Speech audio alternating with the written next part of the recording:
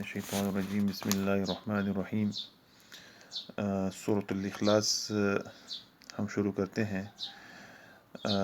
اس سورت میں کل 4 آیات ہیں، اور اس کو سورۃ الاخلاص اس وجہ سے بھی اس کو سورۃ الاخلاص کہتے ہیں، اس نسبت سے اس کو سورۃ الاخلاص اس نسبت سے بھی اس کو کہا جاتا ہے کہ اس میں سورت میں توحید کا ذکر ہے، وحدانیت کا ذکر ہے۔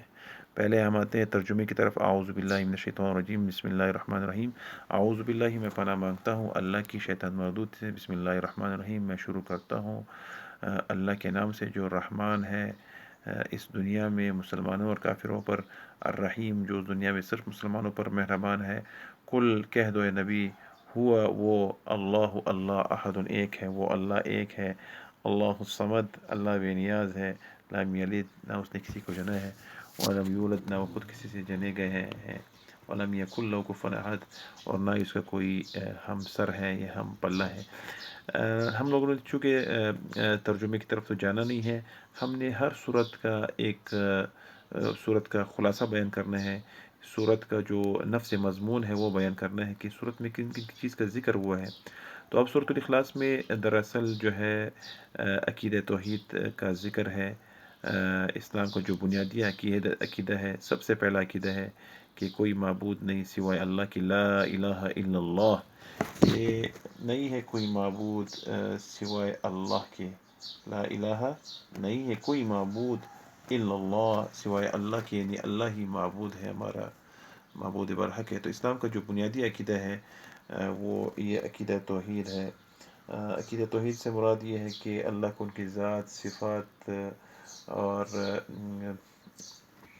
صفات کے تقاضوں میں اللہ کی ایک ماننا، یعنی اللہ کو ان کی ذات، اللہ کو ان کی صفات میں اللہ کو ایک ماننا، یہ عقیدہ توحید ہے۔ یعنی ان کی ذات میں بھی ان کو ایک ماننا اور ان کی صفات میں بھی ان کو ایک ماننا۔ پھر عقیدہ توحید کی جو ہے وہ 3 قسمیں ہیں۔ ایک ہے عقیدہ یعنی توحید ربوبیت، آپ ان سے کہہ دو کہ عقیدہ ربوبیت۔ ایک ہے توحید الوہیت، اور ایک ہے توحید ذات و اسماء و صفات۔ توحید ربوبیت کیا ہے؟ توحید ربوبیت یہ ہے کہ ہر چیز کا مالک اور رازق اللہ رب العزت ہے۔ اس کا اقرار آج کل کافر بھی کرتے ہیں، یعنی ہر چیز کو کس نے پیدا کی ہے؟ اللہ رب العزت نے پیدا کی ہے۔ تو یہ ہو گیا آپ کا عقیدہ توحید، یا آپ اس کو کہتے ہیں توحید ربوبیت۔